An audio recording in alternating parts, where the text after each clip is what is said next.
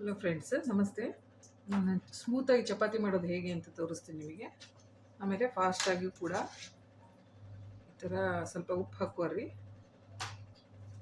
ನೀರು ಹಾಕೋರಿ, ಆಮೇಲೆ ಸ್ವಲ್ಪ ಒಳ್ಳೆಣ್ಣೆ ಕಲಸುವಾಗಲೇ ಹಾಕ್ಕೊಂಡ್ರೆ ಭಾಳ ಸ್ಮೂತಾಗಿ ಚಪಾತಿ ಬರ್ತಾವೆ. ಫಾಸ್ಟಾಗಿ ಮತ್ತು ಸ್ಮೂತಾಗಿ ಚಪಾತಿ ಹೇಗೆ ಮಾಡೋದಂತ ತೋರಿಸ್ತೇನೆ ನಾನು ಇವತ್ತು ನಿಮಗೆ. ಈ ಥರ ಇದನ್ನು ಕಲಿಸ್ಕೊಡ್ರಿ. ಚಪಾತಿ ಹಿಟ್ಟನ್ನು ಕಲಸೋದು ಕೂಡ ಒಂದು ಹದ ಇರುತ್ತೆ. ತೀರಾ ಅಳುಕು ಆಗಬಾರ್ದು, ತೀರಾ ಗಟ್ಟಿನೂ ಆಗಬಾರ್ದು.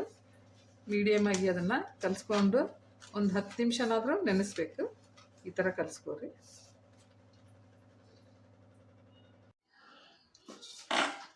ಈ ಥರ ಕಲಿಸ್ಕೊಂಡ್ಮೇಲೆ ತೀರಾ ಗಟ್ಟಿಗೂ ಆಗಬಾರ್ದು, ತೀರಾ ಅಳುಕಾಗಿನೂ ಆಗಬಾರ್ದು.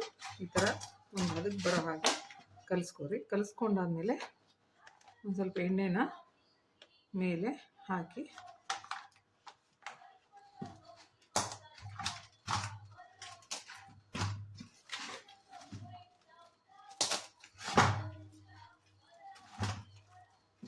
ಎಲ್ಲ ಕಡೆಗೆ ಅದು ಎಣ್ಣೆ ಅಂಟ್ಕೋಬೇಕು.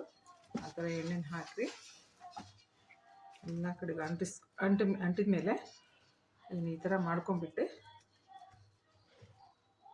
ಒಂದು ಪಾತ್ರೆನ ದಬ್ಬಾಕಿ.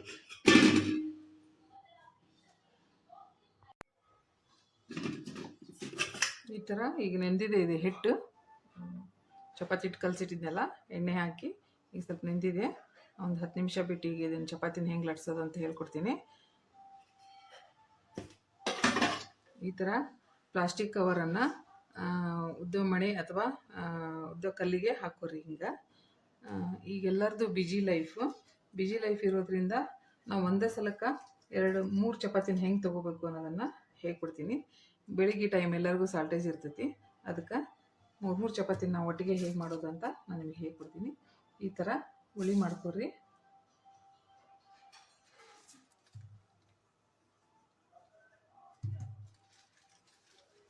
ಒಂದು ಚಪಾತಿ ಹುಳಿನ ಈ ಥರ ಎಣ್ಣೆ ಹಚ್ಕೊಡ್ರಿ ಪ್ಲಾಸ್ಟಿಕ್ ಕವರಿಗೆ.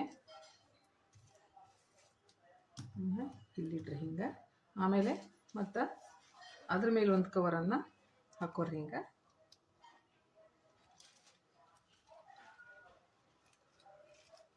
ಹಾಕೋರಿ. ಮತ್ತು ಅದ್ರ ಮೇಲೆ ಕೂಡ ಒಂದು ಎಣ್ಣೆ ಹಚ್ಚಿದ ಹುಳಿನ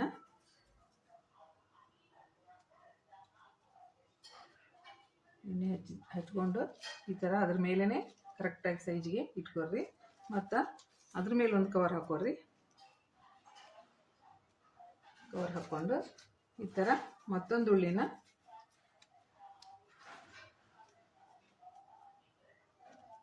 ಹಿಂಗೆ ಇಟ್ಕೊರಿ. ಇಟ್ಕೊಂಡು ಇದು ಲಟ್ಟಣಿಗೆ ನಾನು ಪ್ಲಾಸ್ಟಿಕ್ ಕವರನ್ನು ಆಲ್ರೆಡಿ ಸುತ್ತಿಟ್ಬಿಟ್ಟಿದ್ದೀನಿ. ಇದ್ರ ಸಹಾಯದಿಂದ ಈಗ 3 ಚಪಾತಿನ ಹೇಗೆ ಒಮ್ಮಿಕ್ಲೆ ಮಾಡ್ಬೋದು ಈ ಬಿಜಿ ಲೈಫಲ್ಲಿ ಅಂತ ನಾನು ನಿಮಗೆ ತೋರಿಸ್ಕೊಡ್ತೇನೆ. ನೋಡ್ಕೊರಿ. ಈ ಥರ ಹೋಗ್ರಿ. ಈ ಥರ ಅಗಲಿಸಿದ್ರೂ ಕೂಡ ಏನಿಲ್ಲ, 3 ಕೂಡ ಒಟ್ಟಿಗೆ ಬರುತ್ತದೆ.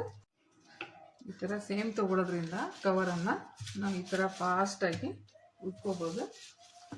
ತಿರುಗಿಸೋದಕ್ಕೆ ಹೋಗಬೇಡ್ರಿ, ಅಲ್ಲಲ್ಲಿಗೆ ಹೋಗಿ ಲಟ್ಟಿನಿಂದ ಈ ಥರ ಲಟ್ಟಿಸ್ತಾ ಬರ್ರಿ. ನಿಮಗೆ 2-3 ಚಪಾತಿ ಒಟ್ಟಿಗೆ ಬರ್ತಾವೆ. ತೋರಿಸ್ತೇನೆ ಹೇಗೆ ಬರ್ತಾವೆ, ಎಷ್ಟು ಫಾಸ್ಟಾಗಿ ಮಾಡ್ಕೋಬೋದು ಅನ್ನೋದನ್ನು. ಇದು ಎಣ್ಣೆ ಹೆಚ್ಚಿರೋದ್ರಿಂದ ಎಲ್ಲಿ ಕೂಡ ಕಟ್ಟಾಗಂಗಿಲ್ಲ, ಮತ್ತು ನಾವು ಸಮಾನವಾಗಿ ಕೂಡ ಇದನ್ನು ಮಾಡ್ಕೋಬೋದು. ಈ ಥರ ಬಂತು. ಇದೊಂದು ಚಪಾತಿ ಫ್ರೆಂಡ್ಸ್. ಇದನ್ನು ಬೇಯಿಸ್ಕೋಬೋದು, ಒಳ್ಳೆಯ ಆಕಾರದಲ್ಲೂ ಕೂಡ ಮಾಡ್ಕೋಬೋದು. ಆಮೇಲೆ ಕೆಳಗಡೆ ಇದು ಒಂದು ಕವರ್ ತೆಗೆದ್ರೆ ಇಲ್ಲೊಂದು ಚಪಾತಿ. ಇದು ಕಟ್ಟಾಗದೇ ಇರೋದ್ರಿಂದ ಈಸಿಯಾಗಿ ನಾವು ಇದನ್ನು ಹಾಕ್ಕೊಂಡ್ಬಿಟ್ಟಿಗೆ ಬೇಯಿಸ್ಕೋಬೋದು.